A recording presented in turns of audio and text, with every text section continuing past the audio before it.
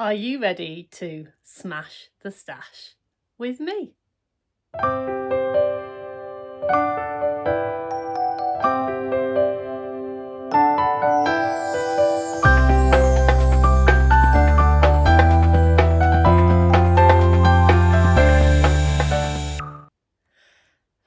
Hello, my name's Sam and welcome to my channel Sew That Sparkle with Sam, and today is the first of my 2025 intentions videos, and this one is called Smash the Stash.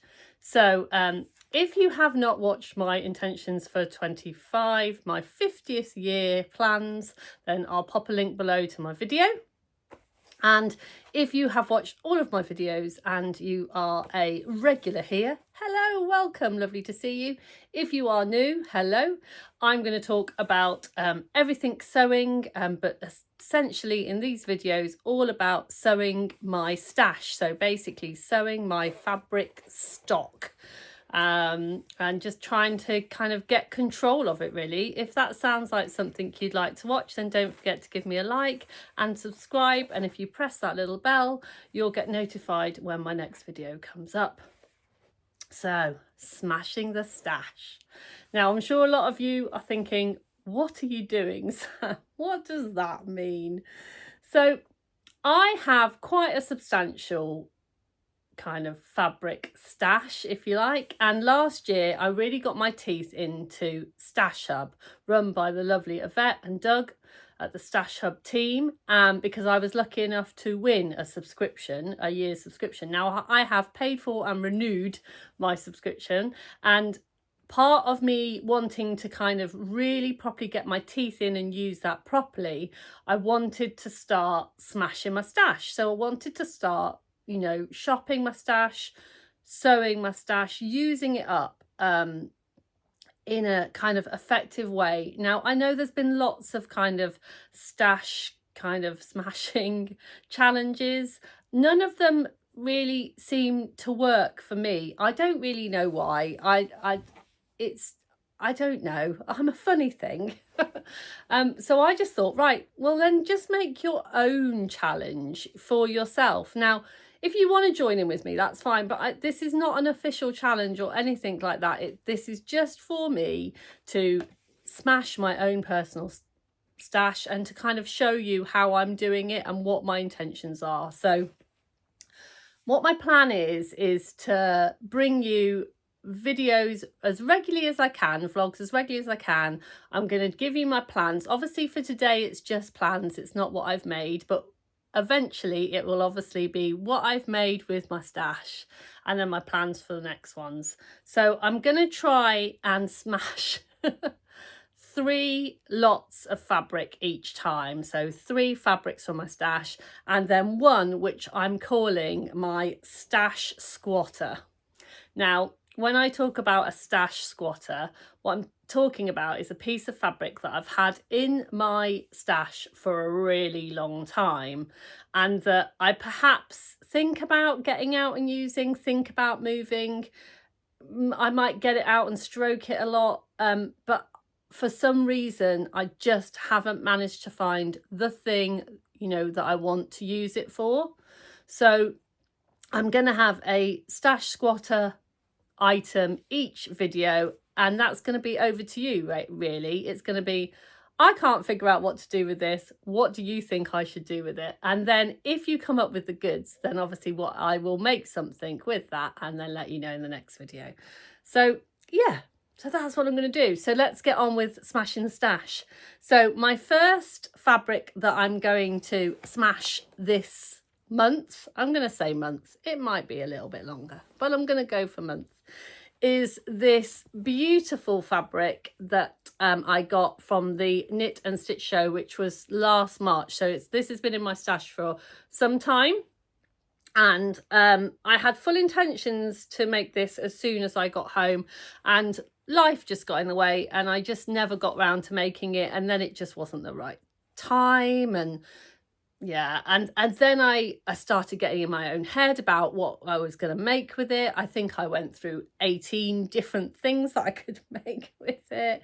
It's a viscose chalet. It's from Bornella Fabrics. It's absolutely beautiful. After much pondering, I've decided that this is the right way up, and not that way. But yeah, now as you can see, this is a piece, so I have actually already cut this one out. I got up very early the other day and kind of thought, right, you've got to make a decision and get this stash sewn up. So what I've decided to make with that is this, which is the Sagebrush Top by Friday Pattern Company. Now this is a bit of a tried and tested pattern for me. I really love this pattern. I've got 1.5 meters and I can get a sagebrush out of 1.5 meters. So this is perfect for me. I do change the sleeve pattern on my sagebrush because I don't know whether you can see in the line drawings, but they are quite poofy sleeves and I'm not so much of a poofy girl. So what I do is I have got another video where I've shown what I do, so I'll try and see if I can find that and link that back. But basically what I do is I just take a lot of the volume out of it. So yeah, so I am going to use that lovely Renaissance from Bornella Fabric Viscose Chalet and I'm going to make a sagebrush top. So yeah, I am going to put the ruffle in. Sometimes I lose the ruffle, but I think with that kind of fabric, I want the ruffle. I'm taking the volume out of the sleeves, but I do want it to be kind of, ruffly and kind of pretty. The idea is to have it in my wardrobe as a kind of, trousers and a nice top for work. I am a little bit low on kind of the lighter weight fabrics tops that I can wear. Now I know we're in winter, but when I'm in the workshop and particularly when I'm teaching, I do get quite hot and I sometimes get quite hot and flustered. So I need like a lighter fabric, even if I'm wearing like a layer over the top, I need something that's a bit lighter. So I think even though it's January and this is a viscose chalet, which is quite a light fabric, I think it will be perfect. So yeah, now I always make the size large for the sagebrush, but the last time I made it, I found that it was a little bit too large. So this time what I've done is I have cut it out as a medium. So we will see. Hopefully it will be fine. But I have literally scrappy scraps left. In fact, I had to bias cut the binding in little strips and sew it all together to get that out. So I've literally got nothing left. So that is 1.5 meters, hopefully ready to be smashed. So I'm really pleased with that one. So my next fabric that has been in my stash for a little while is this lovely, now I'm not quite sure of the composition of the fabric. It has been in the shop at Carolyn Rose for a while. It ended up being a bit of a remnant, so I bought it. There was just shy of 1.5 meters of it. It's like a shimmer. I don't know whether you can really see the real joy of this fabric, but it's like a shimmery fabric and it feels a little bit like a French terry, but quite a thin French terry. But it's really lovely. It's got quite good stretch in it. It's obviously got some lurex in it. It's got stretch without being too stretchy. Does that make sense? So it's got structure. And I've always really loved it, but never really known what to do with it. So today I am wearing my Marlo cardigan. The top underneath is a Tilly and the Buttons Freya, and I'm wearing a Marlo cardigan, and I'm wearing the long version of the Marlo cardigan. So this is the Marlo cardigan, and even though I'm wearing the longer version, I've not got enough fabric to make the long version. So I'm going to make the short version, which I have actually made before. And I think because it's a shorter version and it's kind of a lighter cardigan, I think it will go with kind of more things that I wear. Now, I normally, even though my size on this one tells me that I should make a 10, I always make a 6 because I find it is very oversized. And that is what I'm going to do the same for this one.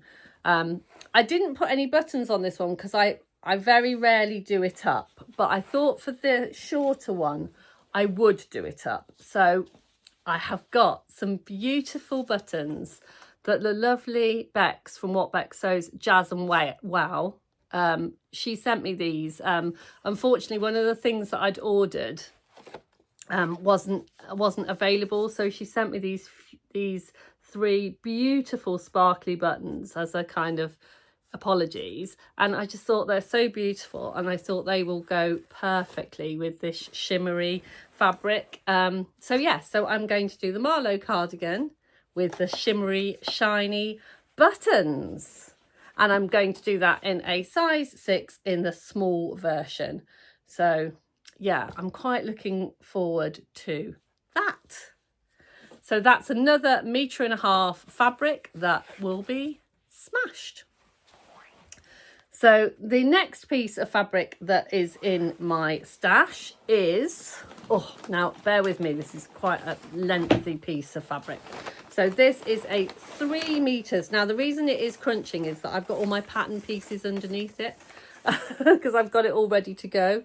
And it is this beautiful viscose jersey. Now I've had this for a while, and you know what? I can't even remember where I got it from. Which is terrible, isn't it? It's absolutely terrible. But I can't remember. So yeah. And as you can see, I have 3 meters. It's like a black background, and it's got these beautiful little flowers on. And I just think it's really beautiful. I think it goes nicely with my colours. Yeah. So now I did think long and hard about what I was going to make with that one, and I found it a little bit tricky because I find with viscose jerseys they do tend to stay in my stash for a while because I'm just never quite sure what to make with them. So I did quite a lot of research. I'm just opening my iPad so I can show you what it is that I'm going to be making, and I am going to be making the styler. Now I always want to call it the Galenda, as in Galenda from Wicked, but it's just Galenda, the Galena. And yeah, and sorry, you can't really see that very well because of my ring light, but it is it says Styler by Little Lizard King. So, and it is a beautiful, beautiful knit dress. And it has an option to have a faux button placket on the bodice. That is something I'm very interested in because I do really like that look. But I'm not going to do that for this one. I'm just going to do it plain because I do need to just check the sizing. I looked at the sizing, and when I looked at all of my measurements, I was everything from an 8 to a 14, which is normal for me. You know, I have curves in places and I have no curves in other places, which means that I just fit in lots of different size categories. But because this is a stretch pattern, I did think I think what I'm going to do is I'm going to go for a straight size 10. As I said, I'll go from everything from an 8 to a 14. I'm going to go for a straight size 10, and then I'm just going to kind of grade in and out as I need to go. And fingers crossed that that's going to work because it's a nice kind of stretchy fabric, and I'm sure it will be fine. I did first of all cut the 14 out, thinking, well, I'll cut the 14 and then I can kind of bring it all in. But I just, when I compared those pattern pieces with other pattern pieces that I have, that I knew straight away it was going to be much too big. So that is what I'm going to do, and I'm really excited about that one, and I'm hoping to get that one done quite soon, at least cut out as soon as I can, because that will be 3 meters that I have smashed. So yeah, so that's exciting. Now the option that I'm going to do, as I said, I'm going to do the plain bodice, but I am going to do the half circle skirt option in the longer length, because I want to use as much of the 3 meters as I can. And I'm also going to use the long bishop's sleeves option, and I'm going to pop a photo of that one up so you can see. So yes, so those are all of the fabrics that I intend to smash this month, but I do need to show you my stash squatter, so it's over to you. So my stash squatter for this month is a fabric that I bought quite a long time ago, or over a year ago, from a fabric company that is no longer in business, and I loved it when I bought it. It's 150 centimeters wide, it's 3 meters length. It is a beautiful kind of poplin weight cotton. It's got lots of structure to it. It's nice and crisp. As you can see, I have overlocked it, and I have washed it, and I have folded it, and I've unfolded it, and I've loved it, but I just don't know what to do with it. And the reason I don't know what to do with it is because of the pattern. Because the pattern has got such a large repeat on it, I just don't know what to do with it. Now, one of my thoughts is kind of just go with the fact that it's a large kind of repeating pattern, and try and make something that, you know, doesn't interfere with the pattern at all, kind of like caftani kind of idea. But then I'm worried about like where you put certain bits. And then the other part of me is like, well, just go for it, and maybe just do something that's very pleated, or so that, you know, you just get what you get at the end of it. And I just don't know. So it's totally and utterly over to you. What do you think I should make with this 3 meters? It's 150 centimeters wide, so it's a good wide fabric. So I should get, you know, I am thinking dress, or kind of, you know, a long sleeved top, or something, you know, something that's going to use up a good sizable chunk of my fabric. Yeah, what do you think? Or do you think I should just make something totally different with it? What do you think? Let me know. Let me see if I can get this stash squatter out of my stash. That's all I've got for my smashing the stash for this week. So let me know what you think of my plans. If you have any top tips for me, then please, yeah, let me know. And if you've got any ideas for the stash squatter, pop it down below. And I'll be back in 4 weeks to let you know how I've got on, if not a little bit before, depending on how well I get on. Basically, as soon as I've finished, I'll let you know. So thanks ever so much for watching. If you like this video, don't forget to give me a little like and a subscribe, and you take care. Don't forget to sparkle and smash that stash. Bye for now.